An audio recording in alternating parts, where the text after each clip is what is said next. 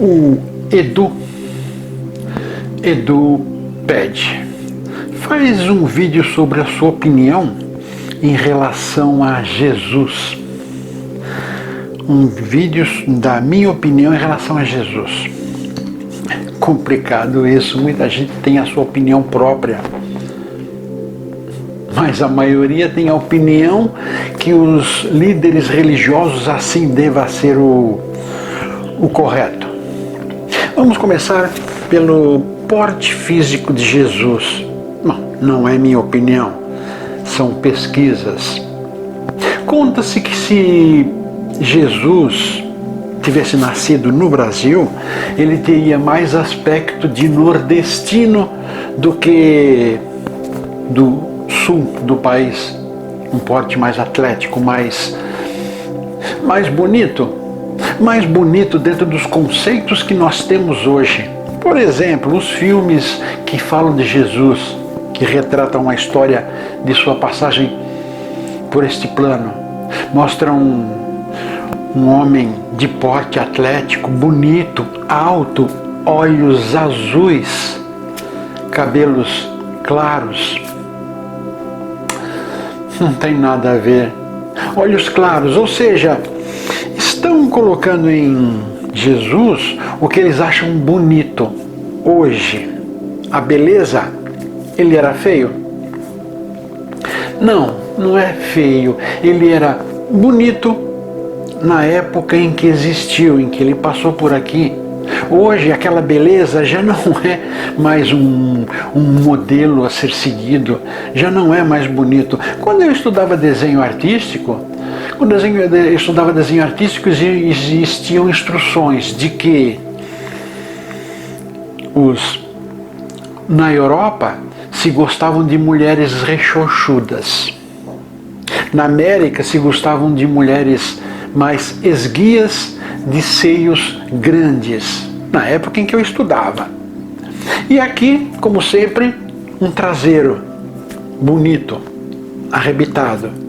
Ou seja, naquela época, em 1970, por aí, a beleza artística era desta maneira. 3 mulheres diferentes em 3 regiões diferentes. Eram a beleza do lugar. Vejam, por exemplo, pinturas antigas, retratos dos grandes mestres da pintura. Eram mulheres cheinhas.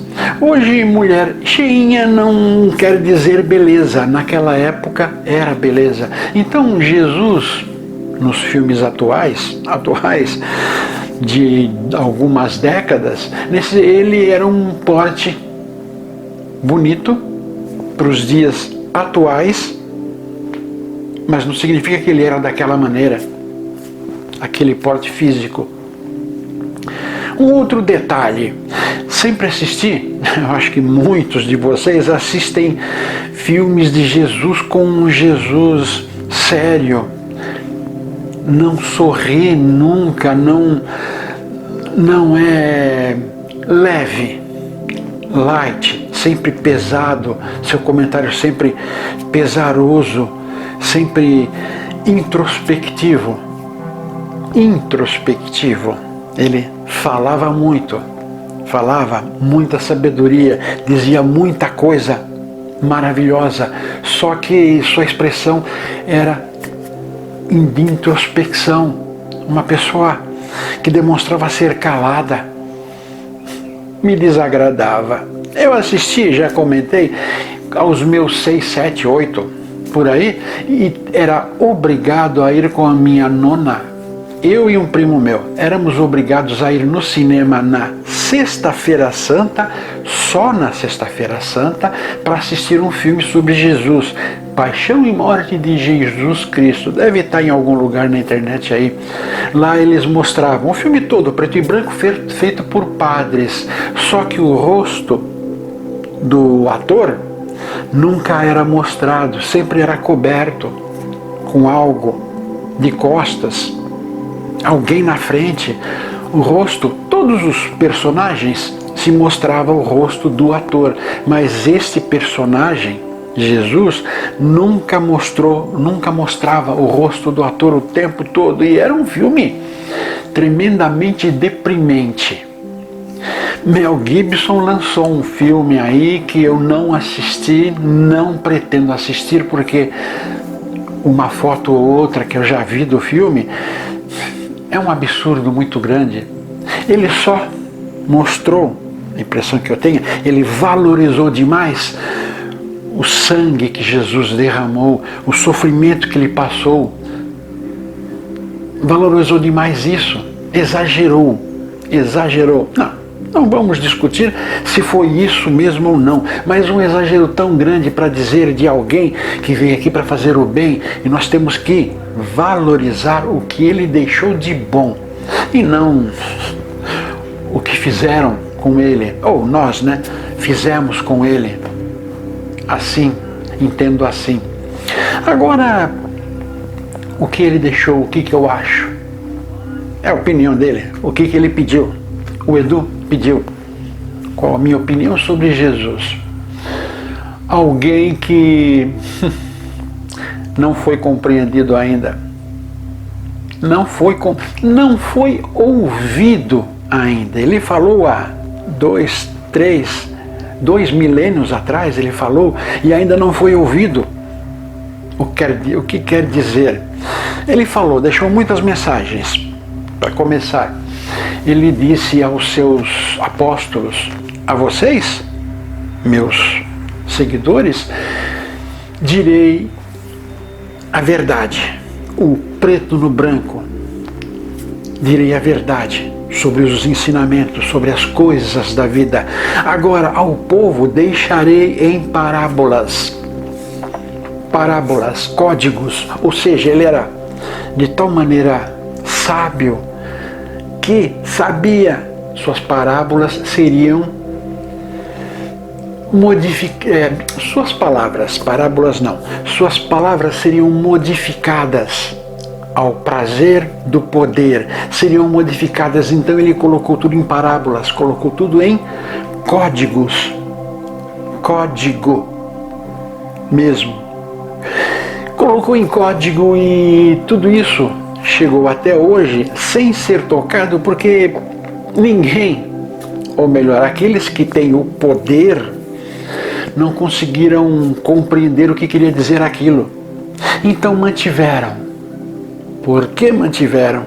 Mantiveram porque se eles retirarem as parábolas dos evangelhos, dos 4 evangelhos, se tirassem essas parábolas, teriam que tirar obrigatoriamente o personagem, a pessoa de Jesus Cristo, porque teria Jesus Cristo que não disse nada.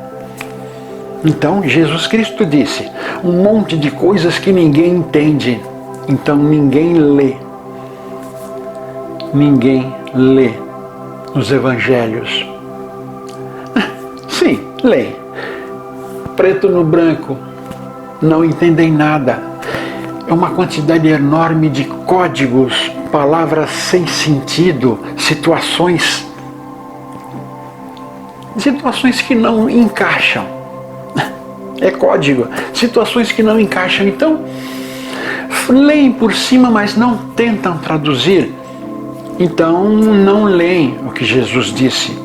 Ele foi de tal maneira sábio que esses códigos só são interpretados por aqueles que querem realmente entender.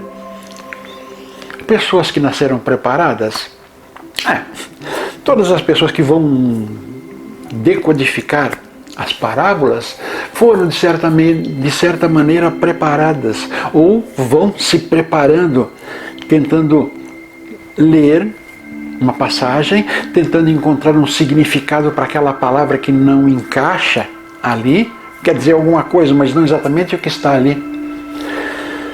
Vão aos poucos decodificando o que Jesus disse. Como eu falei, ele era um sábio, ele era uma pessoa comum, igual a todos. Todos nós temos diferenças, mas ele era uma pessoa comum, erros que poderia cometer, com falhas que poderia cometer, mas ele tinha uma perspicácia, uma sabedoria em saber que aquilo não é correto fazer, aquele outro não é correto dizer, mas ele se entregava durante os seus pronunciamentos, se entregava de coração, anulava a pessoa em pensamento, anulava a pessoa que ele era para receber a intuição que vem de cima. Todos nós recebemos a intuição que vem de cima. Todos nós temos o Cristo interior. Já ouviram falar? Nós temos a centelha divina. Centelha divina é o Cristo interior. Aquele Cristo lá que Jesus incorporou a partir do batismo que João Batista realizou. A partir daquele batismo, ele passou a incorporar quase que todo o tempo o tal Cristo, o tal Espírito de Deus que se chama Cristo. Eu assumo tudo isso, assumo que estou falando, vou ser condenado, fiquem à vontade, vou ser condenado, eu sei, mas acredito piamente, nós temos o Espírito de Deus, a centelha divina que se chama Cristo, que foi aquele Espírito unigênito que incorporou em Jesus. Incorporou exatamente não, mas teve a possibilidade de dizer tudo aquilo através da intuição que todos nós temos. Mas Jesus era de tal maneira especial, preparado, que se permitiu ser usado. Foi beneficiado muitíssimo por conta disso, mas se permitiu ser utilizado pelo Espírito Cristo. Eu vejo dessa maneira, como eu disse, Jesus passou por aqui como todos nós estamos passando. A diferença grandiosa é que ele era um médium que se deixava ser usado pelo Cristo interior, tinha uma intuição fabulosa. Ele sumiu durante 30, 20, alguns anos, ele sumiu, desapareceu. Ele estava o quê? Se preparando, estudando, mas Jesus precisava estudar. O Cristo, o Espírito, Cristo não precisava mais. Ele, o Espírito, o Cristo, tinha que falar através de alguém preparado. Vou contar uma experiência minha. Eu estava no terreiro de Umbanda, não nego essa passagem jamais. Como eu digo, os fundamentos adquirimos em algum lugar. Depois passamos de religião em religião, mas os fundamentos começam em algum lugar e vamos acrescentando cada vez que passamos de uma religião para outra. Eu estava lá e um preto velho, já mostrei o crucifixo, o rosário que eu tenho dele, amuleto de poder mesmo. O meu preto velho disse uma vez: leia tudo que te cair às mãos. Leia tudo que te cair às mãos e procure ter fontes para confirmar aquilo que tenha visto, que tenha lido. Leia tudo que te cair às mãos. Ou seja, o que eu fiz sozinho, ler livros, revistas que me interessassem. Se interessasse um pouquinho, eu passava a ler. Eu li de tudo, muita coisa, 70 a 80 livros, encartes, documentos de igreja, sétimo dia, foi importantíssimo para mim, um curso de correspondência que eu fiz, importantíssimo, Seixoneye, tudo que posso imaginar, coisas evangélicas também, de tudo. Algumas igrejas mercantilistas que tem aí, eu li tudo isso. Ou seja, fiz sozinho. O que Jesus fez com professores, eu diria, da Grécia. Tem um documentário aí, tem um vídeo como Jesus sobreviveu à crucificação. Ou seja, Jesus não morreu na cruz, é o título correto, Jesus não morreu na cruz. Aí falo de onde eu tirei esta ideia dele ter ido para Grécia estudar, passar aqueles 20 e alguns anos na Grécia. Lá eu explico como cheguei a essa conclusão. Pois bem, ele foi para a Grécia, se preparou com mestres, se preparou para conseguir receber as informações de intuição que viriam do Cristo, receber essas informações, porque ele estaria mentalmente preparado para ouvir e para até executar. É assim que se faz. Eu passei pela minha preparação, li muitos livros de tudo que se pode imaginar, até magia negra. Magia negra, já fiz vídeos sobre magia negra aí, não pratico, já pediram para mim fazer alguma coisa, mas não tem valor que compre o que eu conquistei até hoje, não tem valor que pague por isso. Mas eu li muitos livros de religiões, filosofia, história, geografia, ciências físicas, muita coisa. Me preparei, tudo que caísse às mãos e me atraísse um pouquinho que fosse, li, me preparei. Assim como Jesus se preparou, claro que foi com mestres, para uma missão tremendamente importante. Ele sabia tudo que ia passar. A partir do momento que ele se preparou na Grécia, ele passou a saber tudo que iria passar, tudo que iria acontecer com ele, crucificação, maus tratos, ele sabia de tudo e sabia que isso iria pelo bem da humanidade. E ele, o ser humano, Jesus, como Cristo disse através dele, todo aquele que morrer em meu nome, todo aquele que perecer em nome do Cristo, ganhará o reino dos céus. Mais ou menos isso que ele disse. E Jesus sabia disso, e Jesus se disponibilizou, tinha combinado passar por tudo isso antes de nascer. Ele também passou por todos os nossos estágios, como eu comento. E ele sabia de tudo isso. Então ele era uma pessoa especial, como todos nós podemos ser especiais, como ele foi. E ele disse, todos podem fazer o que ele fez, todos podem realizar os eventos que ele realizou, ou até mais, se estiver preparado.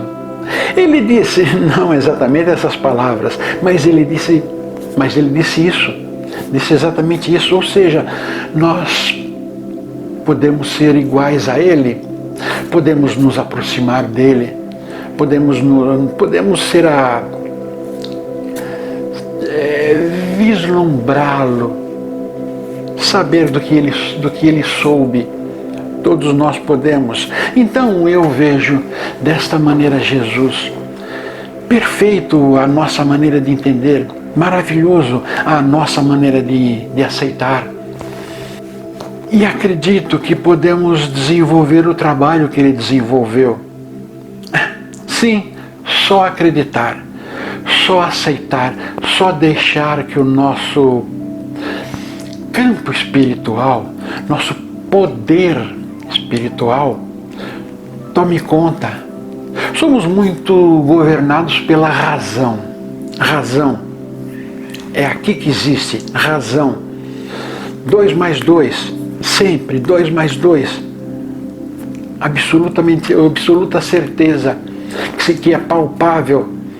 Quando abandonarmos essa necessidade de só fazermos aqui o que é palpável, começaremos a ter a intuição que nos falta, a intuição que tínhamos, mas tivemos que abandonar para eliminar algumas coisas, mas poderemos começar a receber essa intuição mais forte, mais incrível e deixar um pouco a razão de lado. Por sinal, a razão se tornará um pouco mais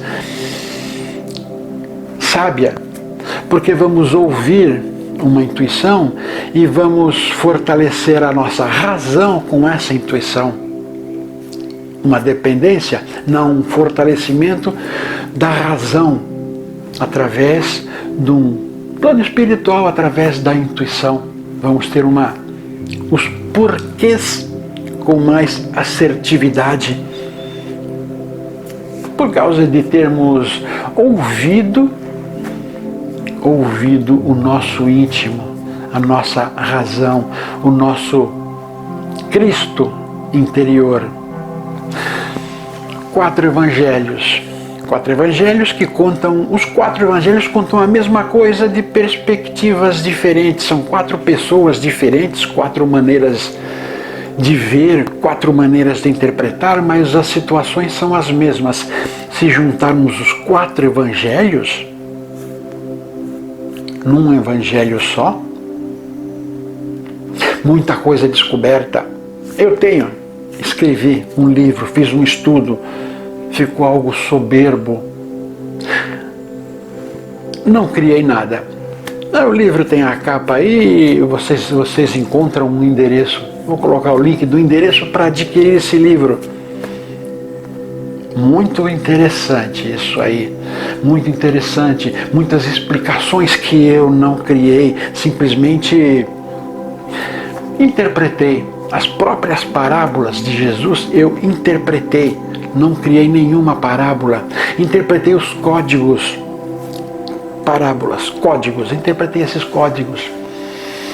E lá vamos ver que o seguinte: temos opiniões diferentes. Os 4 evangelhos, 4 opiniões diferentes, 4 maneiras diferentes. Temos maneiras diferentes de ver algo.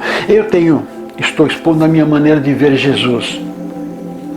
Um sábio que passou, disse muita coisa em código, porque ele sabia que seria manipulada as palavras dele. Ele disse muita coisa aí,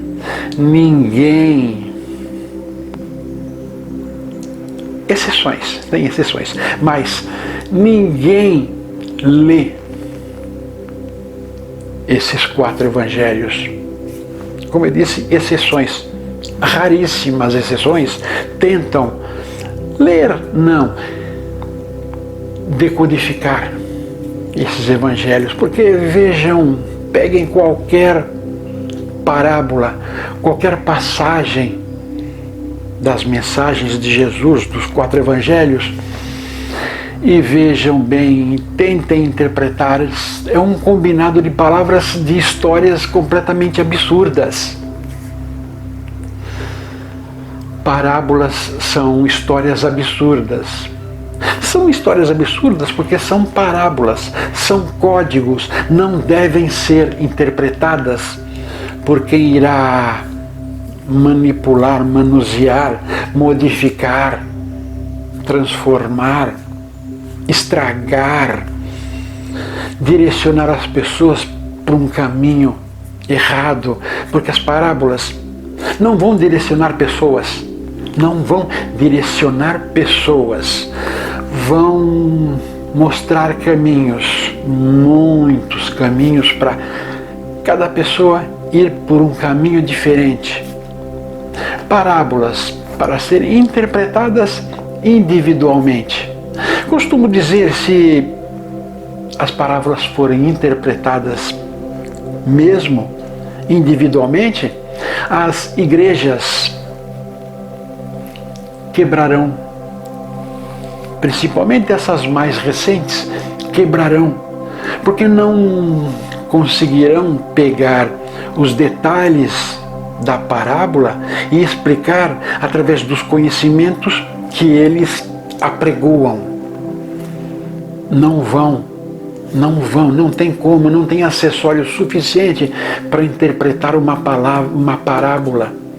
Então vão quebrar, não vão conseguir transmitir aquilo que pediram-lhe que fizesse, não vão conseguir explicar por quê.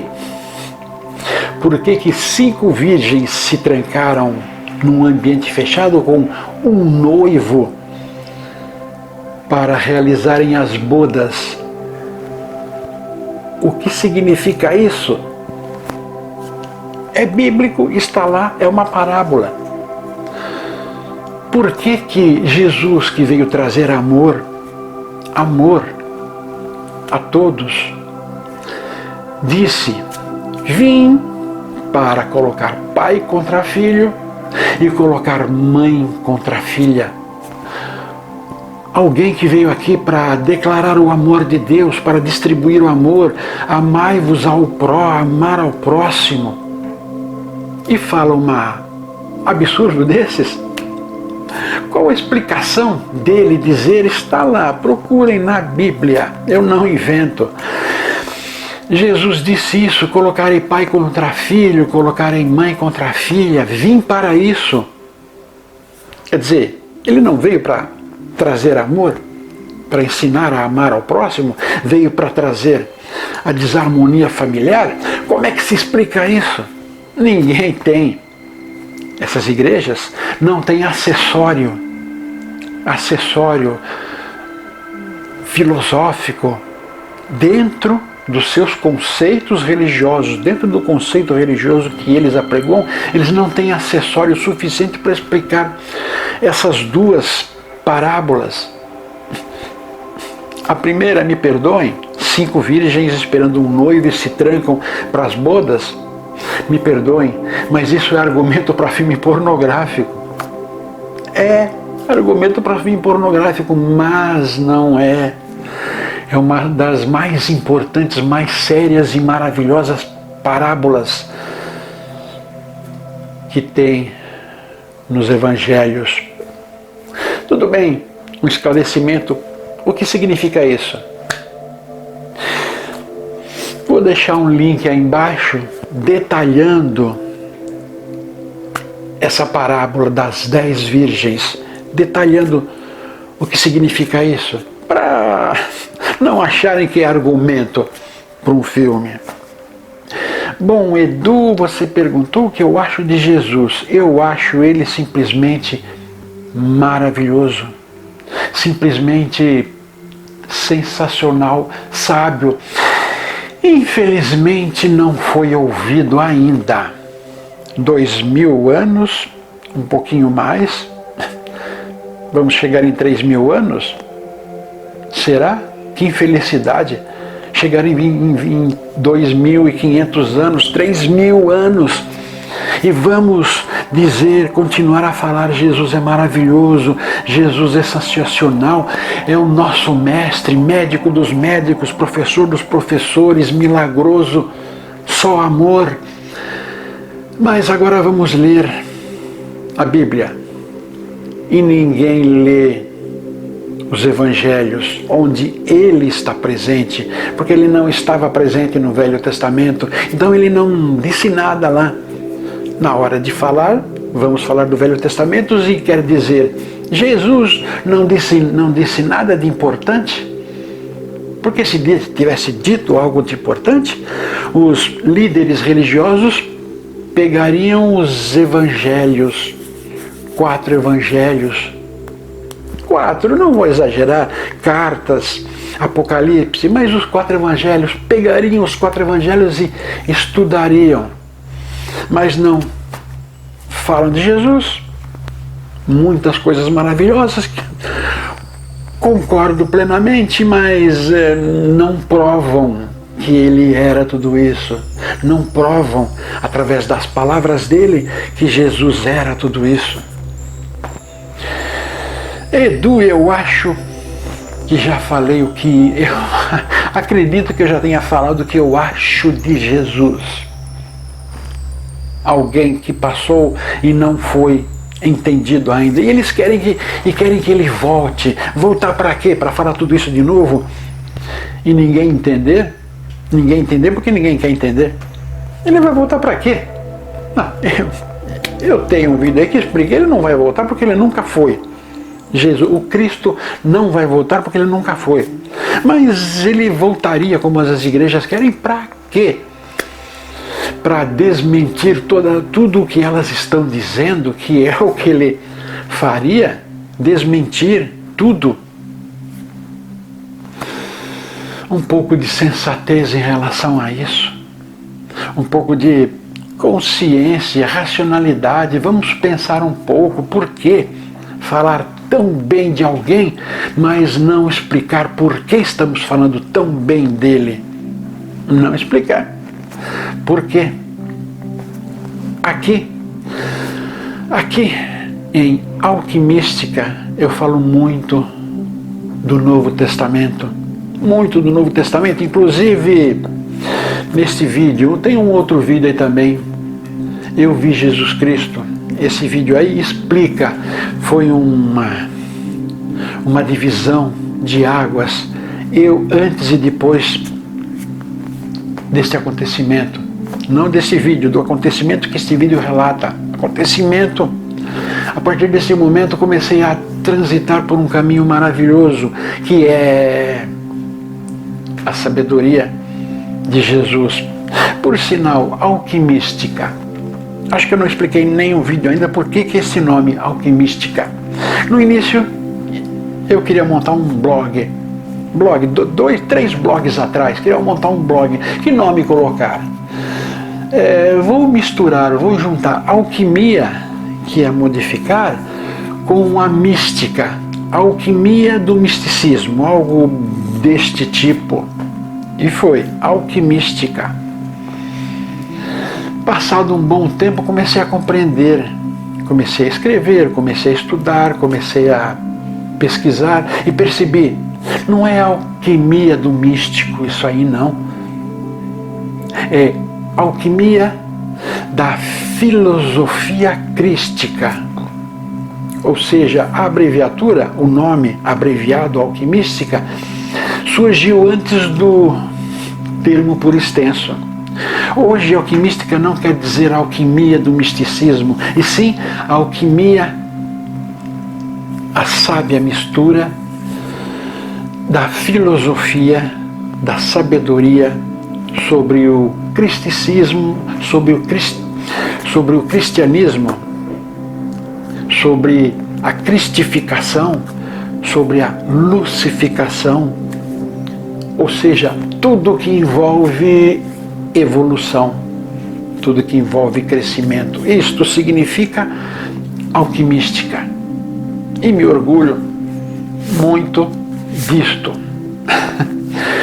Edu, acho que eu respondi minha opinião. A minha opinião acho que está nestes todos os vídeos que eu fiz até hoje, em livros que eu já escrevi até hoje. Acho que a minha opinião sobre o que eu acho de Jesus está em tudo isso.